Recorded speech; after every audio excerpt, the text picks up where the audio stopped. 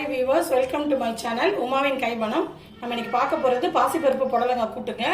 இது ஒரே ஒரு விசிலில் சீக்கிரமாக ரெடி ஆகிடும்.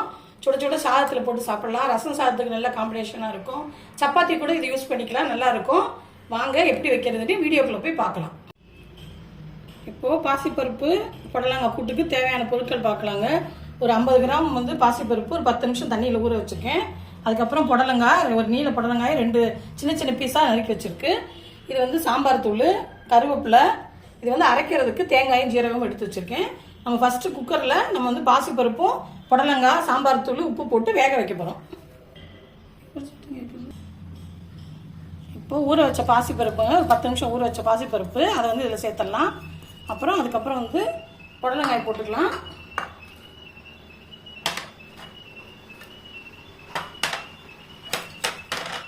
அதுக்கப்புறம் சாம்பார் தூள், அதுக்கு தேவையான அளவு உப்பு போட்டுக்கிறேன்.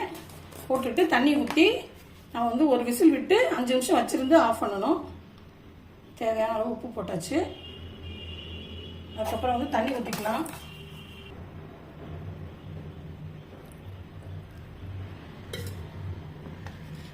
குக்கர் வச்சாச்சுங்க. விசில் வரட்டும்.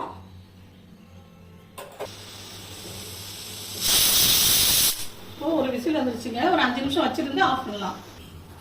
இப்போ கூட்டுக்கு தேவையான தேங்காய் அரைச்சிக்கலாங்க. தேங்காயும் ஒரு ஸ்பூன் ஜீரகமும் போட்டிருக்கேன், வேற ஒன்றும் சேர்க்கல. இதை போட்டு நல்லா வலுவலுன்னு நம்ம அரைச்சிட்டு வரலாம். வச்சுங்க. நான் அடுப்பில் அனலி வச்சுருக்கேன். நமக்கு தேவையான அளவு எண்ணெய் ஊற்றிக்கலாம். ஃபஸ்ட்டு சமையலுக்கு என்ன யூஸ் பண்ணுறீங்களோ அதையே ஊற்றிக்கோங்க. அதுக்கப்புறம் கடவுளுந்தம் பருப்பு போட்டு அது வெடித்த உடனே நம்ம புடலங்காய் தூக்கி கொட்டலாம். இப்போ கடவுளுந்தம் பருப்பு போட்டிருக்கேங்க, கொஞ்சம் வெடிக்கட்டும். கருவேப்பிலை போட்டுக்கோங்க. போட்டுட்டு அதுக்கப்புறம் நம்ம இந்த பாசிப்பருப்பு புடலங்காய் வேக வச்சுருக்கோங்க, அதை அதை எடுத்து இதில் ஊற்றிக்கலாம். கொஞ்சமாக தண்ணி ஊற்றுறேன்.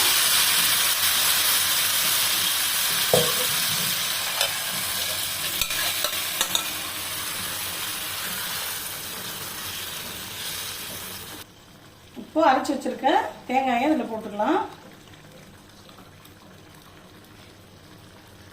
அலசி ஊற்றிருக்கேன். தேங்காய் போட்ட பிறகு ரொம்ப நேரம் நம்ம கொதிக்க வைக்கக்கூடாது.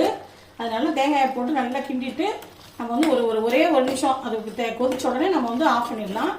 நம்ம தேங்காய் போட்டுட்டோம், ஒரு நிமிஷம் கொதிக்கிட்டோம்.